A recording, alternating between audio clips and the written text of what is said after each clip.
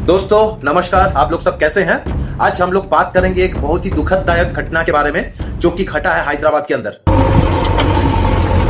ये आवाजें उन बेजुबानों की हैं जिनके घर उजाड़े जा रहे हैं।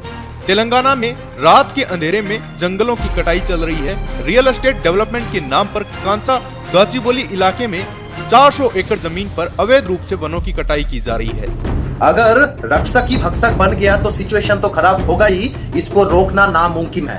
टीआरएस नेता आरएस प्रवीण कुमार ने मीडिया से बात करते हुए कहा कि सरकार प्राकृतिक आवास को कमर्शियल प्रॉपर्टी में बदलने पर आमादा है।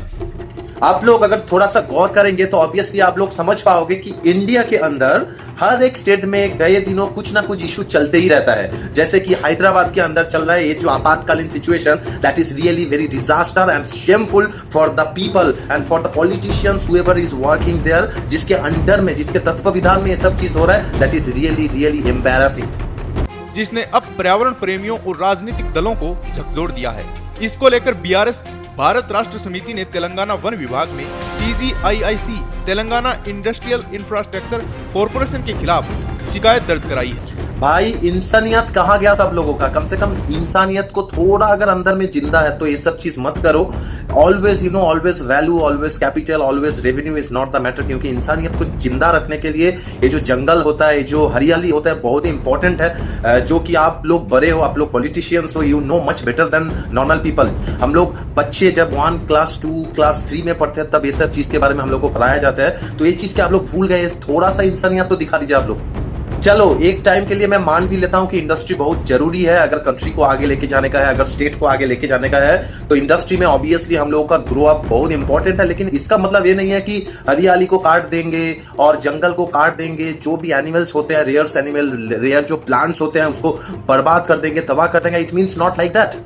बीआरएस ने वन्य जीव संरक्षण अधिनियम 1972 और वन संरक्षण अधिनियम 1980 का हवाला देते हुए आरोप लगाया कि TGIIC ने इन पर्यावरण कानूनों का उल्लंघन किया है।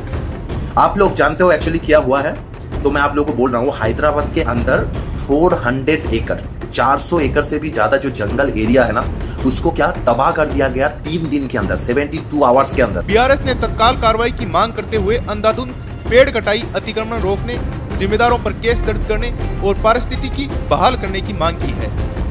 आप लोगों को मैं एक वीडियो क्लिप दिखा रहा हूँ, इसके ही बाद मैं ये ऐड कर दूंगा। आप लोग देखिए कि पहले जंगल का जो हरियाली था कितना सही था, और 3 दिन के बाद, ओनली आफ्टर 72 आवर्स, वो जंगल का जो डिजास्टर कंडीशन है, आप लोग देखिए अपना आंखों से। मैं यहाँ पे क्लिप को ऐड कर रहा हूँ। मामला जब तेलंगाना हाईकोर्ट में पहुंचा तो कोर्ट ने वाटा फाउंडेशन और हैदराबाद सेंट्रल यूनिवर्सिटी के छात्रों की जनहित याचिका PIL पर सुनवाई करते हुए अंतरिम रोक लगा दी। एक बात तो पक्का है, जो भी चीज हम लोग कर रहे हैं ना, अगर हम लोग सही से उसको सही टाइम में ठीक नहीं किए तो ये चीज हम लोग के ऊपर आएगा जरूर। आप लोग बहुत अच्छे से जानते हो, जो जंगल में रहता है जानवर, नहीं तो हम लोग जो घर में पालते हैं जानवर, जो एनिमल्स होता है, उन लोगों का भी लफ्ज होता है, लेकिन इंसान उसको अच्छे से समझ नहीं पाता है।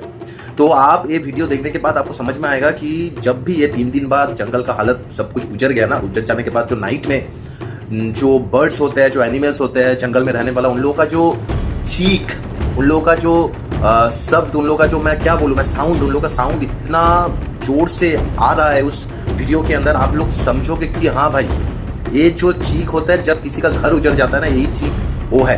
तो आप समझोगे, आप फील करोगे। Just have a look on the clip. बहुत सारे लोकल्स पीपल, बहुत सारे स्कूल कॉलेज से आया हुआ स्टूडेंट्स इसका प्रोटेस्ट किया। लेकिन आप लोग तो एक बात जानते ही हैं कि राजा अगर राजी तो क्या करेगा काजी।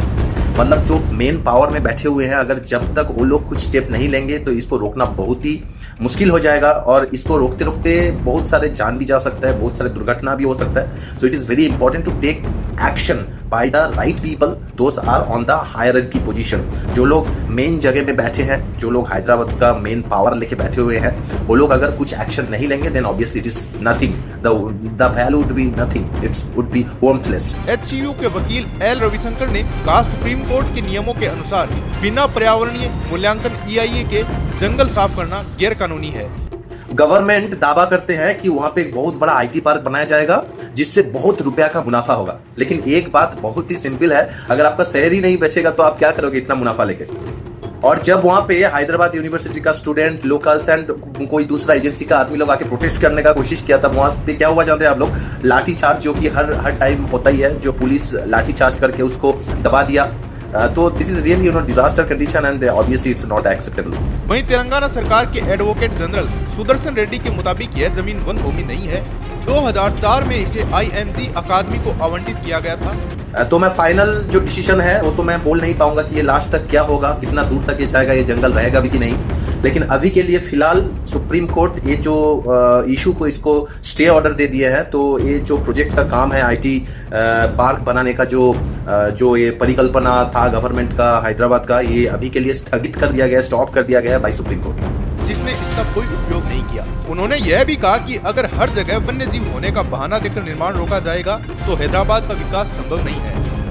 स्पेशली मैं थैंक यू बोलना चाहूंगा हर एक स्टूडेंट को, हर एक वो आदमी को जो लोग शामिल थे जो इस प्रोटेस्ट में, और इसको एक इशू बना के सुप्रीम कोर्ट तक लेके गए और सुप्रीम कोर्ट के थ्रू ये सस्पेंडेड हुआ, ये पोस्टपोन हुआ फॉर टाइम बिंग। बाद में इसका रीवेरिफिकेशन होगा, इसका जेन्युइनिटी एकदम अच्छे से रीवेरीफाई होने के बाद ही इसका फिर से सर्टेन कुछ डिसीजन होगा कि ये प्रोजेक्ट के ऊपर काम किया जाए कि नहीं किया जाए। ये बात का बात है। जो भी है, आप लोग अगर सपोर्ट करते हैं, आप लोग अगर चाहते हैं कि ये चीज ना हो, ऑब्वियसली हम लोग चाहते हैं कि देश का, शहर का उन्नति हो, ऑब्वियसली वहाँ पे IT सेक्टर आए, बहुत सारा कंपनी आए, इंफ्रास्ट्रक्चर हुए, लेकिन ऐसा नहीं है कि जंगल को तबाह करके और जो जंगल में स्पीसीज है, जो भी जंगल में जानवर है, उसका घर तबाह करके, ऐसा कुछ नहीं है। हम लोग को हर एक चीज को देखना है। वी आर ह्यूमन बीइंग, हम लोग एक इंसानियत है, तो इंसान है, इंसानियत तो हम लोग के अंदर जिंदा रखने का है। सो बाय कीपिंग दैट माइंड, अगर आप लोग सपोर्ट करते हैं, इस वीडियो को ज्यादा से ज्यादा अपने लोगों के ऊपर शेयर करिए, अपना दोस्त लोगों के साथ शेयर करिए, उन लोगों को भी जानने दीजिए कि क्या हो रहा है एक्चुअली हैदराबाद में। तो चलिए फिर से हम लोग मिलेंगे दूसरा कोई अलग सा वीडियो में, अलग कोई टॉपिक के साथ। तब तक के लिए अच्छे रहना। Thank you, bye. बता दें कि इस इलाके में हिरण, मोर, जंगली भैंसों की कई दुर्लभ प्रजातियां और बफेलो लेक,